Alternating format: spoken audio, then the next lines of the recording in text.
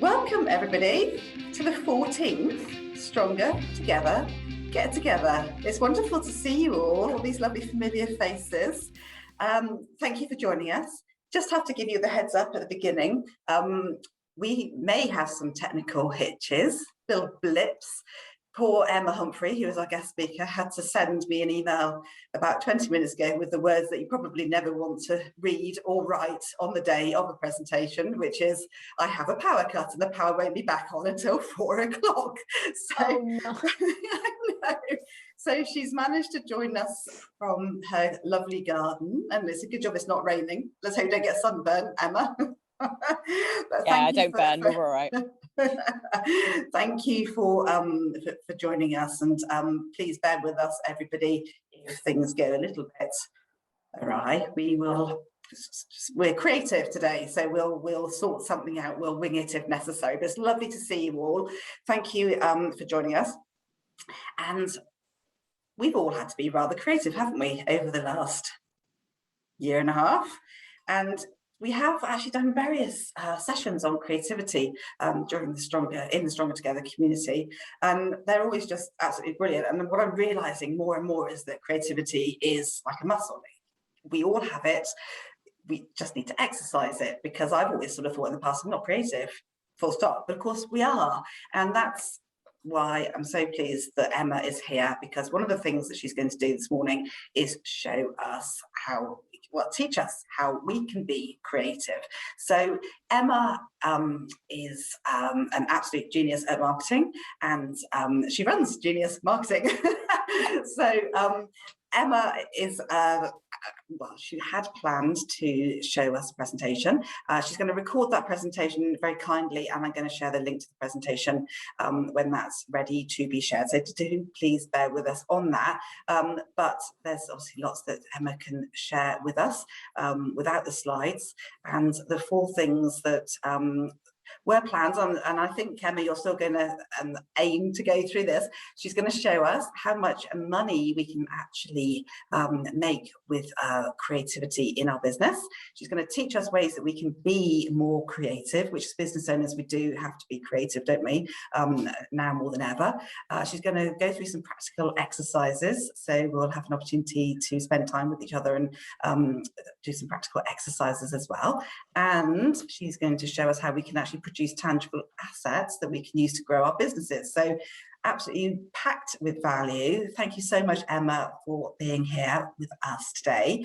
And there will be time for breakout rooms at the end, but it is a really fluid session, so do jump in and ask questions if you'd like to. It's just put your hand up or wave at me or whatever you need to do to jump in there and ask questions, and let's make it really interactive. So without further ado, Emma, over to you. Thanks so much, Julia, and thank you guys in advance for bearing with this slightly unconventional way of doing this. Lovely things to show you, but you're going to have to use your imaginations, which is probably no bad thing as a warm-up to some of the practical. So why do I want to talk to you about creativity in the first place? So when people say creativity, a lot of people tend to think like, oh, it's choosing the right shade of orange, or it's having a really quirky tone of voice, or whatever. That's a really, really narrow view of what creativity is. My personal favorite definition of creativity is from Harvard Business Review, and they define it as divergent thinking, namely the ability to find unusual or non-obvious solutions to a problem. And I hope when you sort of think about that as a definition, all of a sudden that starts to make you think, well, yeah, like that's what I do as a business owner all day, every day. I'm constantly faced with challenges that I have neither the skills, the resources, or the knowledge to fix, and I've somehow got to fix them anyway. So creativity is not, we're going to, so the exercise we're going to do will be focused on your marketing and how you sell your business, but it is actually, the more you can kind of get your brain to think creatively, the more problems you'll be able to solve in all parts of your business, not just the marketing bit. So what's the other reason I give a shit about creativity? Now, a lot of kind of creative people, they're just in it for the art and for the beauty and the whatever. Like, that's not me. For me, it's always got to have a commercial payoff. And so I wanted to understand, when I started getting into creativity and marketing, like, what does that actually even mean? Like, what does it do? I think a lot of the time people sort of write it off as kind of window dressing. It's nice to have, yeah, you know, you look good, you sound good, but what's it actually do? So I started looking for actual evidence that creativity makes money. Going back to my favorite source of all information, Harvard Business Review, they did a bit of a study to see what highly creative marketing campaigns did versus non-creative campaigns. And this study was based in euro, so you have to excuse the currency thing, but if you put a euro into a highly creative marketing campaign, it had nearly double the sales impact of a euro spent on a non-creative campaign. If you think about this in your life, like, you know, can you imagine double the leads, double the conversions just through creativity? Another sort of piece of evidence, if you were, a really clever guy called James Herman. He did a lot of work on this in a book called The Case for Creativity. He looked at the Cannes Advertiser of the Year over a 15-year period. So this is the kind of the top awarded creative company compared with the S&P 500. So we're talking seriously big companies, and the top awarded creative company outperformed that S&P 500 by a factor of 3.5. So they did 3.5 times as well as all these major companies.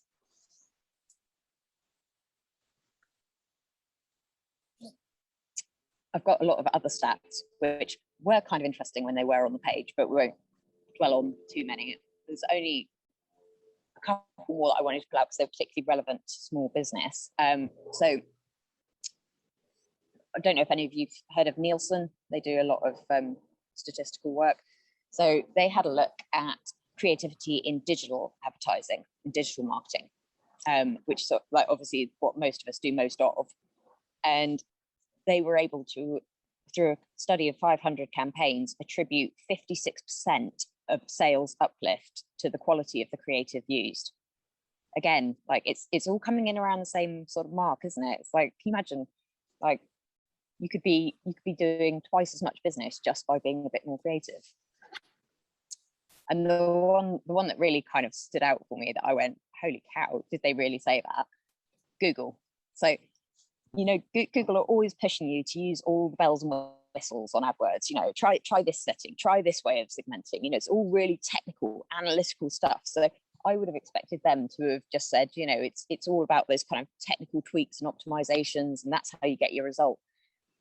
Even they said 70% of success is driven by creative. Pretty awesome. So I'm going to skip over a few, otherwise that's going to get very boring without being able to see it. But you will be able to see it in the if you want more stats, there'll be more in the recording. So that's the why. That's the why we should care. And now I want to move on to the how. And this is another thing that I am deeply, deeply passionate about. There is no such thing as a natural creative. We are not born, we are made. You know, I often get people say, oh, you know, you make it look so easy, you're just a natural creative. And it's like, no, I'm not. I started out the same as you guys, but the point being that through sort of time, experience, exposure, you just become better at things. You know, it's like, you know, if you started playing football at 3, you're going to be a lot better at 10 than you were at 3. By the time you're 18, if you've been playing consistently, you're going to be pretty darn good. So what do you guys need to do if you're sitting there thinking, I find creative really hard, I never have any ideas? Bleh. So there's a few real key things that you can do. The first one is around your environment. Now, unless you do something creative for a living, the chances are that the majority of the time you spend at your desk is on non-creative thinking. So, you know, you might be using analytical, logical, persuasive, you might be selling, you know, there's all sorts of things that you're doing and spending lots of time out at your desk. The problem is that we are creatures of habit. And we associate our environments with certain kinds of activities. It's a little bit like when you walk into the kitchen and you have to purposely steer yourself away from the fridge or the cupboard because like you're in the kitchen, it's food time. So my first bit of advice is get the hell away from your desk. I'm out in the garden. You could be out in the garden. I often find going for walks is really good because the flow of oxygen to the brain helps you think anyway. But just getting away somewhere, you know, if you've got access to a co-working space, or you can go and, you know, work in a client's office for a bit, or just anywhere that is not your typical working environment, will instantly allow you to think differently. The next one is around not doing it by yourself. Now, this can be really tough if you're an owner, operator, sole trader. You know, who the hell do you go and do it with? You could potentially reach out to your network. You can form a creativity pod. We're going to be doing some of this later, that we're going to actually break out into little breakout rooms and go and do some stuff together. In creative agencies like mine, you never work on a project solo. You always work as a team, you know, usually in pairs, but sometimes in a wider team. And it's that riffing off each other, that sparking of ideas makes it all come a lot more quickly and a lot more easily. And it also takes the pressure off, because there's 2 or 3 of you that are responsible for coming up with a killer idea, rather than you sat there, particularly if you're having a bit of a blank, staring at your screen going, well, I've got nothing. The next thing is your exposure to ideas. So one of the problems that we tend to have as business owners is that we get very focused on our own competitors, and we peer into the business equivalent of the kind of social media echo chamber. We're surrounded by very much similar kinds of information and ideas all the time, and it makes it very, very hard to think about what could be rather than what is. So stop looking at your competitors all the time. Go and look at other people in other sectors, see what they're doing. And that leads me on to my next point, which I've politely termed inspirational, but it's effectively stealing.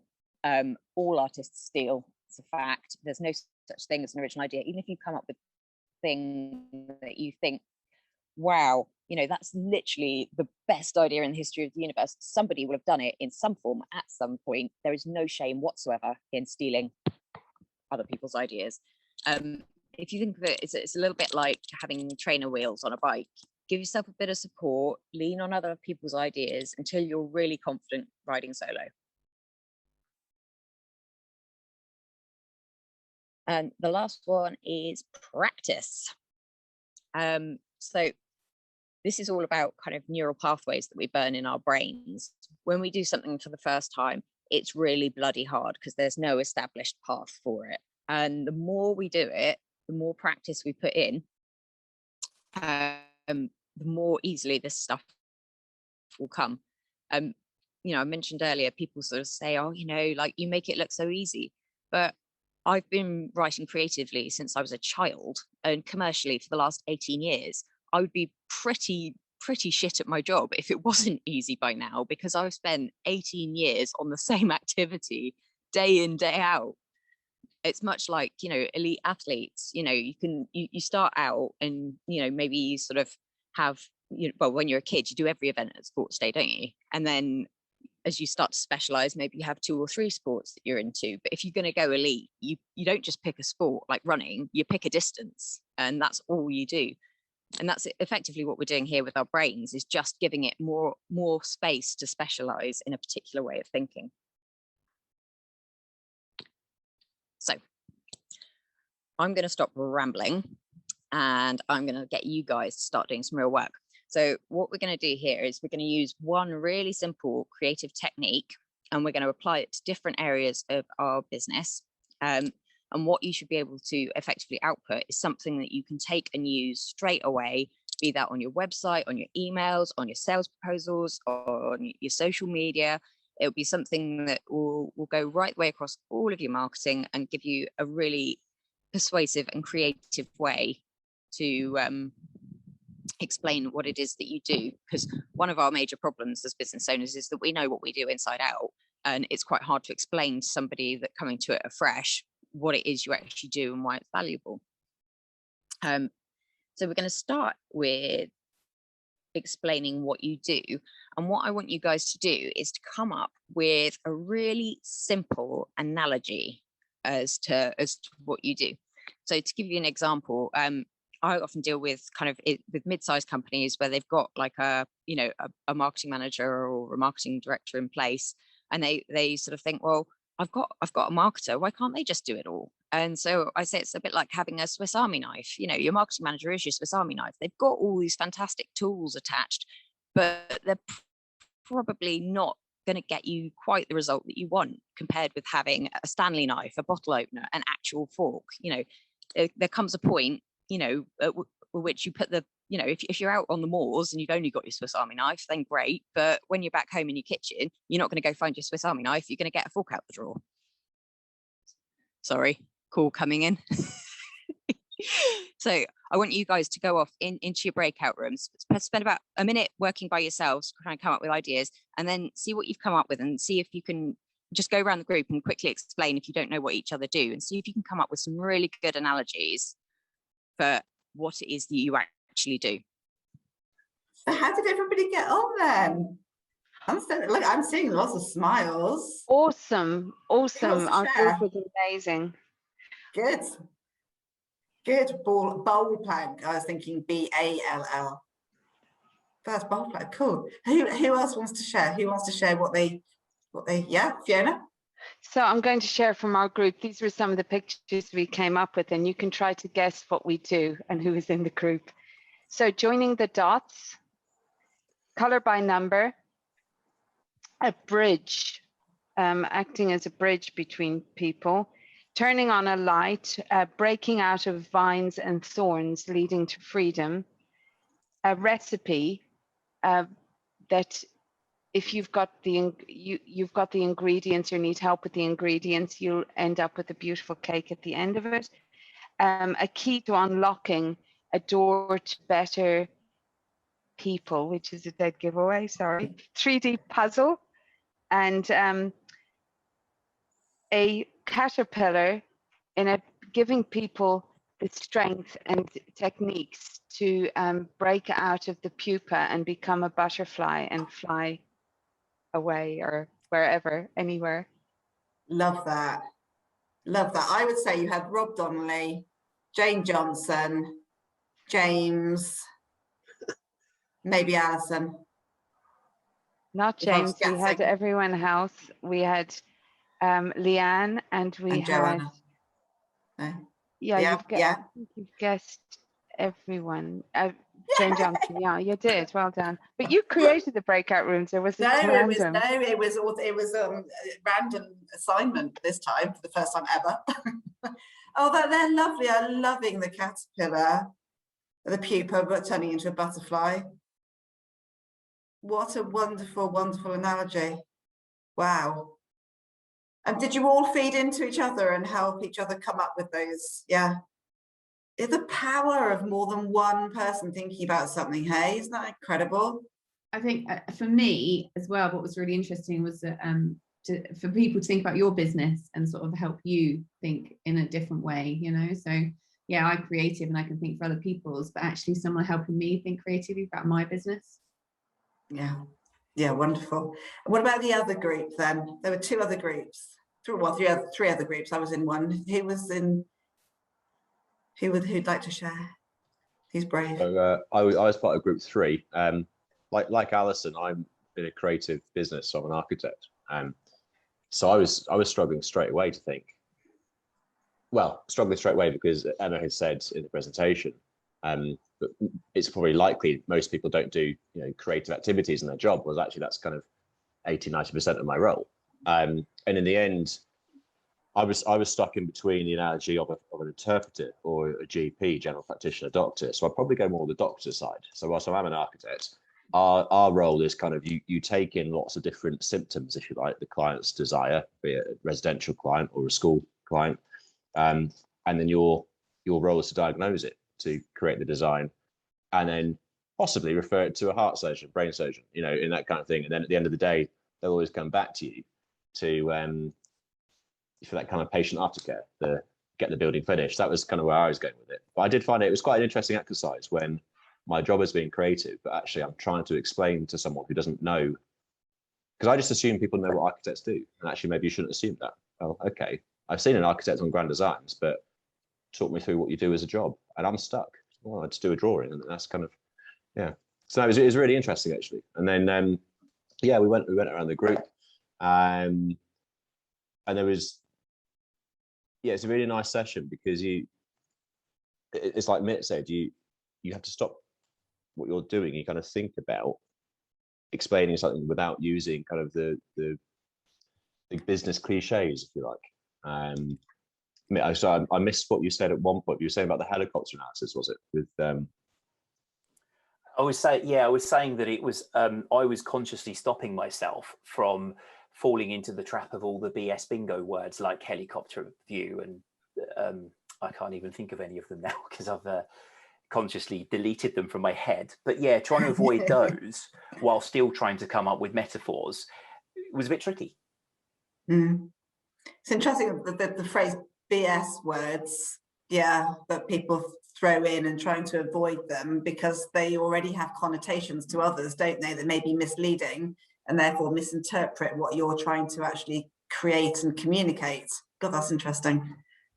That's really interesting. We had quite a lot about that in group 2, actually. That's the nominalizations, isn't it? Words that are nominalizations, so they have multi meanings for different people. Yeah. Okay. So in our group, which was the second group, we came up with the analogies of a spider's web. We talked about a Swiss Army knife. We did talk about a helicopter. So we talked about a neural network with the little lights buzzing down it. We talked about a big hand, particularly with the lines interconnecting on the hand. We thought about whether you could use another company in another world, like FedEx or DPD parcel delivery, to say this is how we kind of operate. But we sort of ended up talking a lot about balloon pilots. So it's a bit like a helicopter, but actually balloons instead, and how you'd want your balloon pilot to be kind of competent, ideally, rather than just somebody who's turned up and going, yeah, I'll give this a go and see what happens.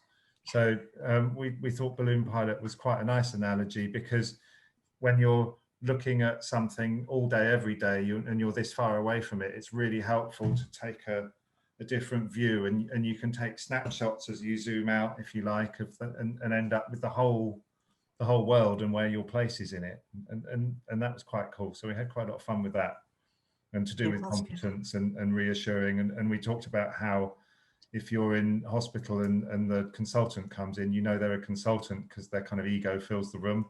Sorry if there's any people, anyway, but so, and actually it's really good to have that confidence and that knowledge of competence.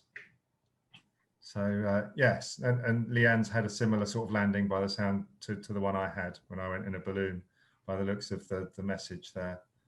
It can be a bit bumpy on the way down, but it's brilliant on the way up. Yeah, a hot air balloon crashed this week, didn't it, in a city somewhere? I read on social media, can't remember where it was, but interesting to see the two different analogies there coming out, medical analogies, one from James and one from Jim's group as well. It's interesting, isn't it, to see that that sort of bird's eye view of a situation is really useful, I think, for some businesses to use. I often use the analogy of I ask a business owner to imagine they're standing on a cliff, picturing a boat perhaps in the channel, and then sort of working out which direction they want the boat to go in, rather than being on the boat and not being able to, without any instruments, and not having a clue where they're going, and they're just bobbing around, potentially going around in circles. So it's the same sort of elevating yourself up to see the whole picture is fascinating. It's really interesting. And then we had Julie. We were with our group. Did you want to share stuff from our group? Yeah, we had some lovely ones. There was a beautiful one about mosaics and helping organizations to create a beautiful mosaic of people. You'd have to correct me on the rest of the things, but it was lovely. And actually it was a bit of a coincidence because she'd actually posted on LinkedIn this morning about it. So I'm going to check it out. A quote from Jimmy Carter about people, different people and so forth, which I just loved, really loved that image. We also talked about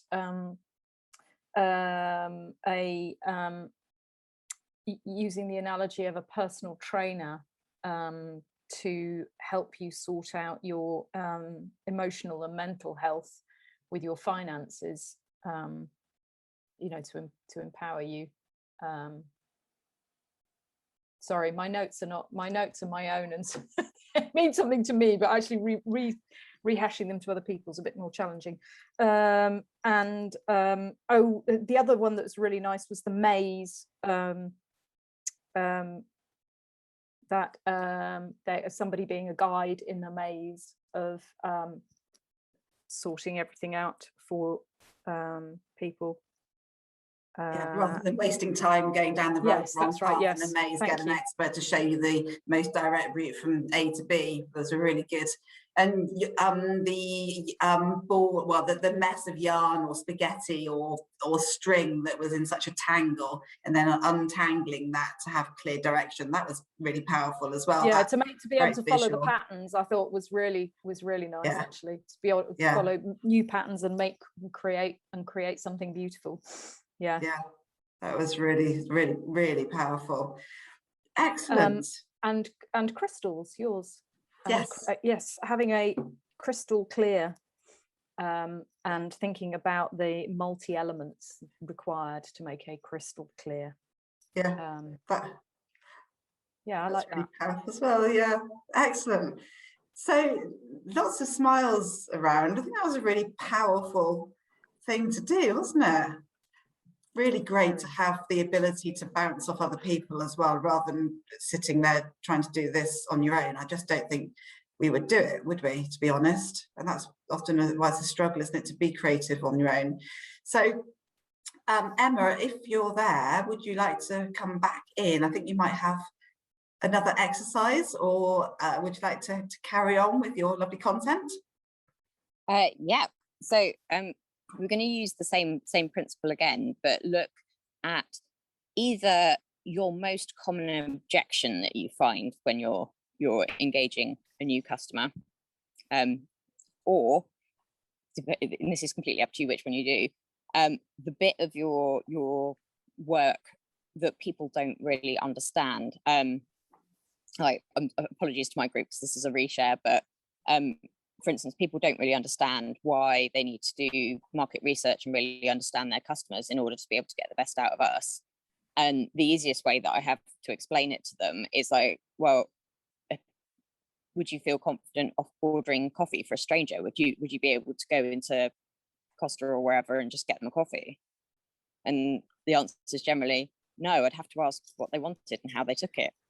And so it's a kind of, yeah, well, that's why you need to understand your customers before you start creating any marketing messaging. Yeah, absolutely. Mm-hmm.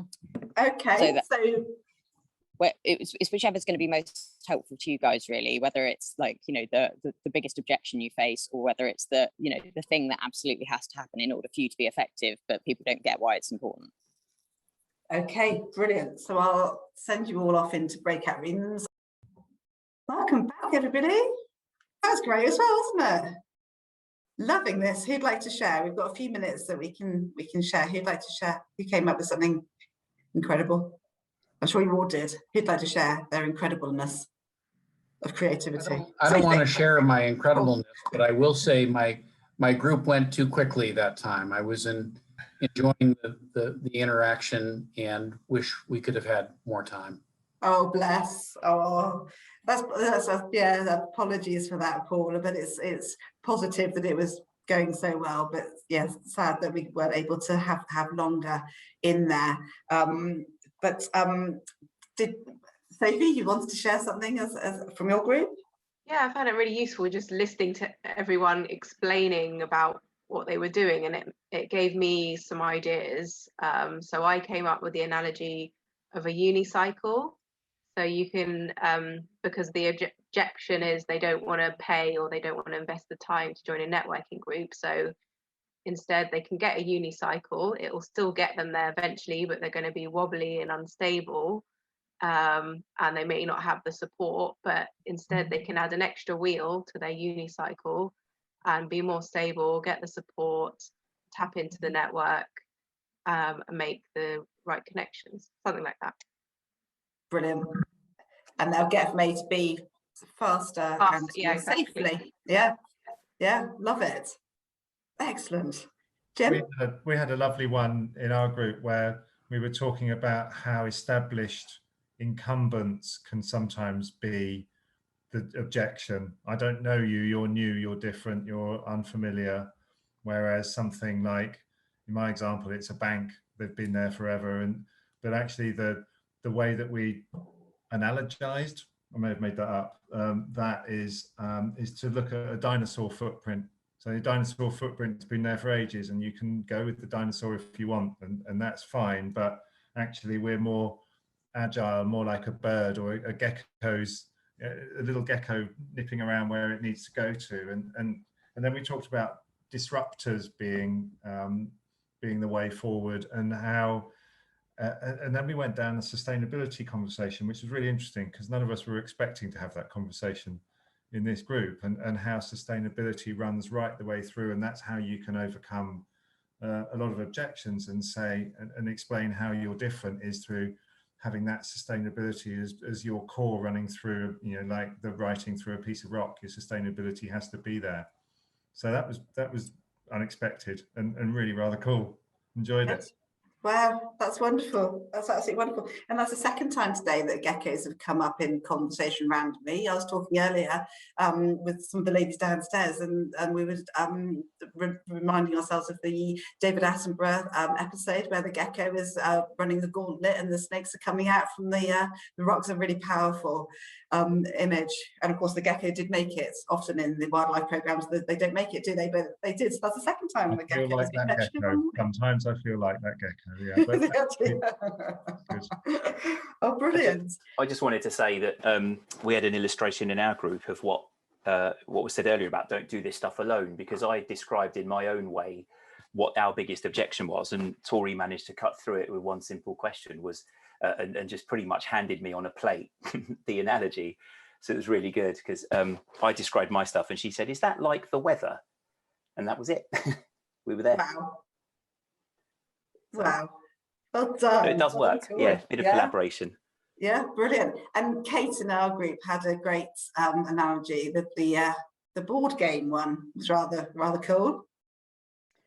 Yeah, and again, I would kind of just echo what Mitt said. I was really struggling in the first group to kind of really think about this, but as Emma started to talk again, and as we kind of went into that second group, I was thinking about one of the objections, because a lot of what I do is about really helping people to understand the benefit that strategy can bring, and the opportunity to kind of step back and create that space. So we were talking about the analogy about playing chess. And actually, if you just played chess in a way that you just kind of made decisions and didn't think through all of the different consequences of those decisions, the likelihood of you being as successful would be quite limited. So yeah, we kind of use that analogy, which I think kind of works. So that was great. Thank you everyone for working through that with me. That was really useful. It was a great analogy. It was a really, really good analogy. So thank you, everybody. Really powerful session. Emma, would you like to wrap up with any little nuggets of gold? No, I just want to say thank you everybody so much for participating so freely, for helping each other. You've done exactly what I hoped you would do, which is to collaborate creatively and to realise that even if you don't have all the answers, if you've got a lovely community like this to turn to, it's well worth doing. Thanks so much, Julia, for having me.